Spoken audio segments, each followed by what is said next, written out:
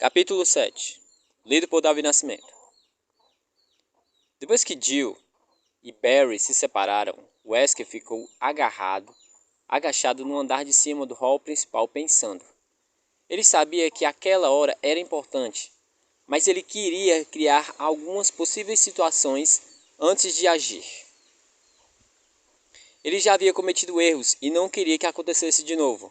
Os Alphas eram um grupo brilhante, fazendo sua margem de erro se estreitar. Ele havia recebido as ordens de alguns dias atrás, mas não esperava ter de pô-las em prática tão cedo. A queda do helicóptero do Bravo foi uma casualidade, tal como a covardia de Brad. Mesmo assim, ele devia estar mais preparado. Ser pego de surpresa foi tão não profissional. Suspirando, ele colocou os pensamentos de lado.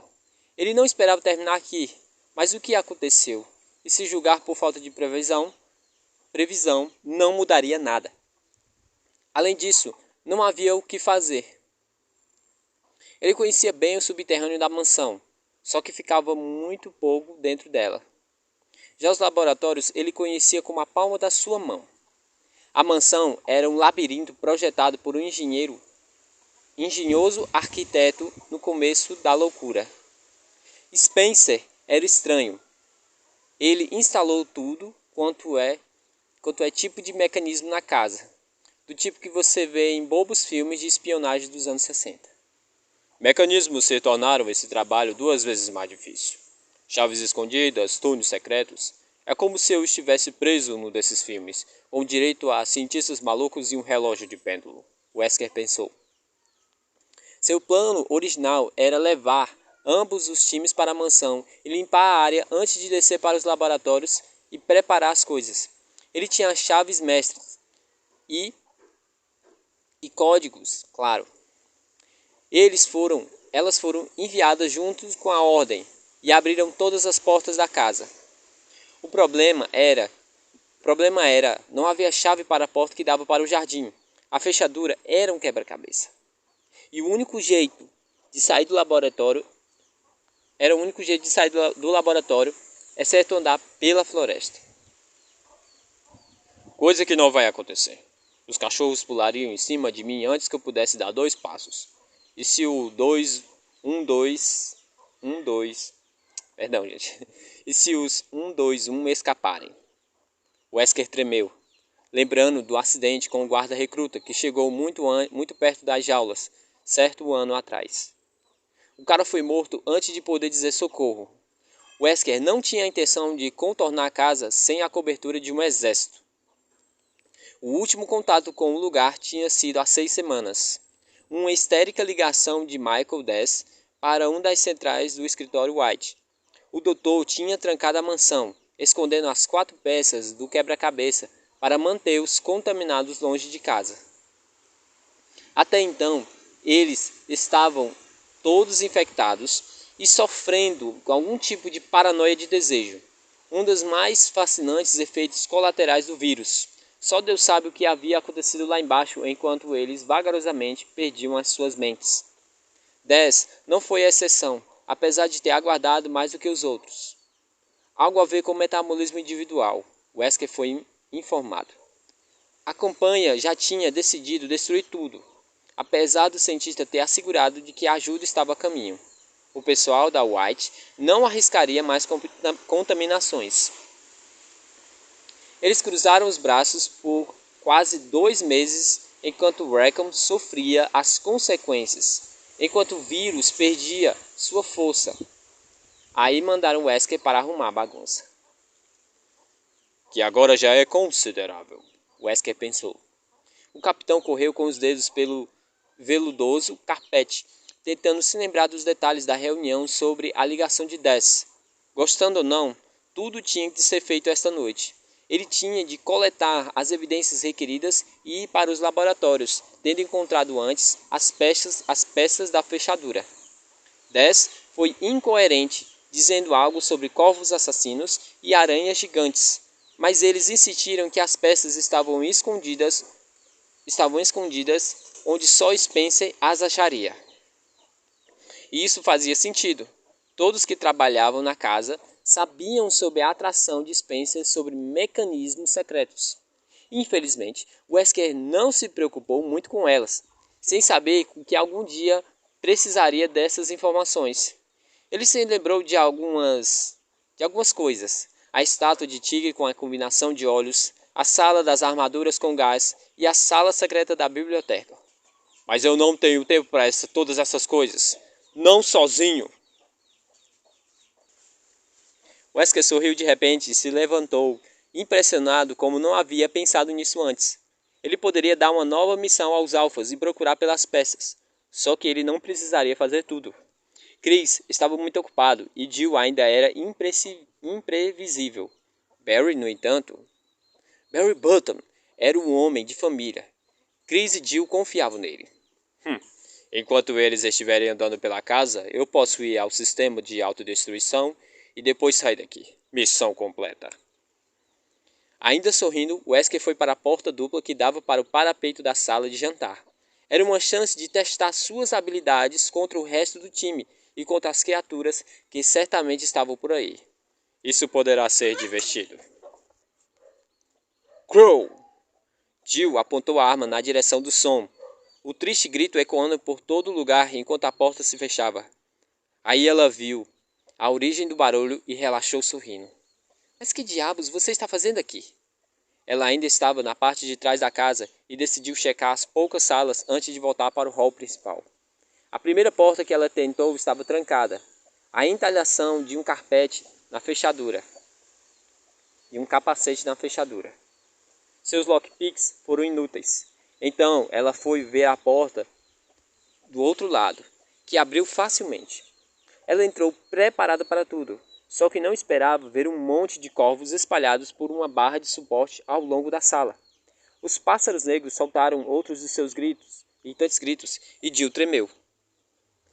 Haviam dúzias deles batendo as asas enquanto ela procurava ameaças na sala. Ninguém nela. A sala, em formato de U, a qual entrou, era fria como o resto da casa, e não tinha móveis. Era uma galeria, nada além de retratos e pinturas alinhadas na parede central. Pinas escuras estavam espalhadas pelo gasto chão de madeira. Jill imaginou como eles entraram lá e quanto tempo. Suas aparências eram estranhas. Eles pareciam maiores do que o normal e estudavam com um olhar quase sobrenatural. Jill tremeu de novo, voltando para a porta. Não tinha nada de importante lá. Reparando nos retratos, ela percebeu que haviam botões sobre as molduras. Ela presumiu serem interruptores das luzes, apesar de não entender por que alguém se incomodaria em fazer tal galeria para tão medíocre arte. Um bebê, um jovem, um homem. As pinturas eram horríveis, mas não exatamente inspiradoras. Ao tocar na fria maçaneta, ela franziu. Havia um pequeno painel ao lado, ao nível do olho, à sua direita, à direita da porta, rotulado Spots, luzes, em português. Ela apertou um dos botões e a única luz se apagou. Os pássaros desaprovaram bater nas asas e Jill a ligou ligeiramente novamente. Se esses botões são das luzes, para que são aqueles controles debaixo dos quadros? A sala era mais do que ela pensava. Jill foi para a primeira pintura à frente, na porta. Um grande quadro com anjos voando e nuvens iluminadas pelos raios de luz. O título era Do Berço ao Túmulo. Não tinha botão sobre ele e Jill foi para o próximo. Era um retrato de um homem de meia idade ao lado de uma elaborada lareira. Pelo corte de seu terno e seu cabelo, o quadro deveria ter sido pintado no final dos anos 40 ou no começo dos anos 50.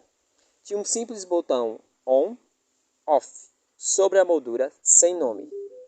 Jill pôs da esquerda para a direita e ouviu um som elétrico, e atrás dele os corvos explodiram numa gritaria. Tudo que ela ouviu foram os gritos e o bater de asas enquanto pulavam em cima dela. E Jill correu, a porta parecendo estar a 1 milhão de quilômetros de distância, e seu coração pulando.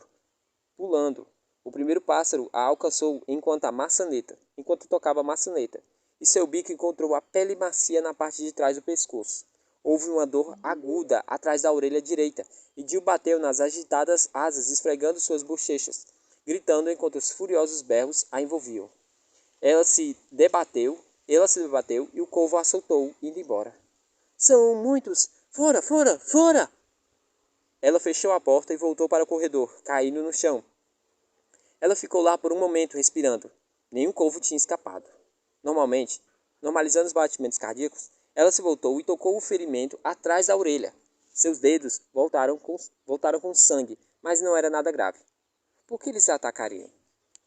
E o que foi que aquele botão fez? Ela lembrou do barulho elétrico ao apertar o botão. O som de um choque. A barra, ela pensou. Ela admirou quem fez a armadilha. Ao apertar o botão, uma corrente elétrica deve ter passado pela barra onde eles estavam.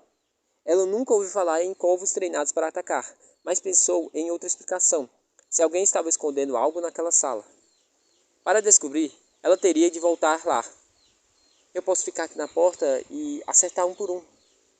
Ela não gostou da ideia. Ela não confiava em sua mira e acabaria desperdiçando muitas balas. Só tolos aceitam o óbvio. Use a cabeça, Jillzinha.